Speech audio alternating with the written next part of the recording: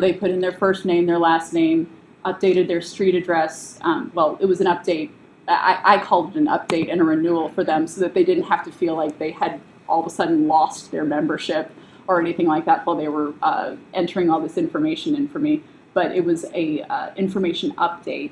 And then all of that information was immediately populated in the Civi CRM database. So once all that was in there, I was able to go back to the...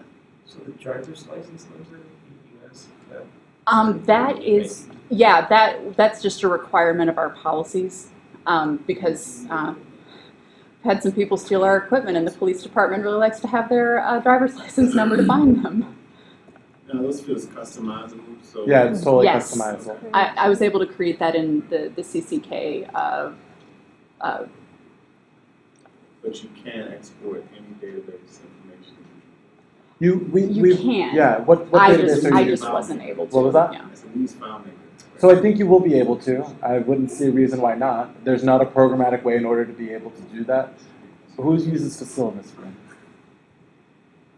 So one thing that you should just check out in terms of conversation on the Open Media Project, or groups.drupal.org/Open Media Project, is that R.A. Santiago will be having a mixer at his office. He's local here in Portland. He did a migration from Facil to the Civic CRM for Portland Community Television. And not only did that, but also contributed all of his works and scripts that he was paid to create back to the community so that you can go to a Drupal developer and say, hey, I have these scripts that someone else has already done. I need you to customize them for my workflow. And it's going to save you so much money on any sort of import that you ever do from Facil to Civic CRM.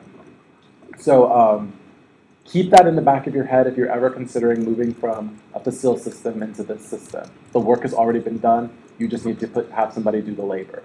So when you say to your Drupal developer, how do you find the So I would definitely go to that openmediaproject.com, and I just want to point it out one more time, openmediaproject.com, or .org, sorry, openmediaproject.org. And there is a who right here at the top, and then on that who is there's a list of all of the beta stations we've worked with, the technical leads, so you can contact stations using this tool set, or a list of all of the developers who have directly contributed anything to this project. The first two are developers at Denver Open Media that are actually, working on this full time, and the other ones are people that have plugged in and offered resources in some form or another. you can hire Yeah, you can ping them and say, are you looking for work? And if they are looking for work, you can work things out. And these people are going to be people who also know other people to work with. And you should feel free to take my card because I'm the project manager for the 2 lead developers at Denver Open Media. And so after getting back right to Civic CRM. back around to that, great segue. So basically what I was able to get was all of their information populating my Civi CRM database right away.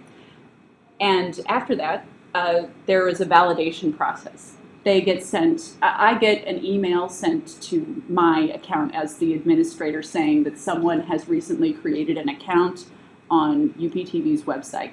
I select the link that's on it to take me to their information, and then one person's information. And through Civi CRM, I have to then give them a membership. Now you can select what kind of like this person already has a membership, but if I needed to give him a new membership, then I would just go through this form, and I have a number of memberships that are in there: Urbana resident, non-Urbana resident, an equipment user, a government member, or a nonprofit organization. And all of those are basically selected according to what fees they have to pay to be able to use the system.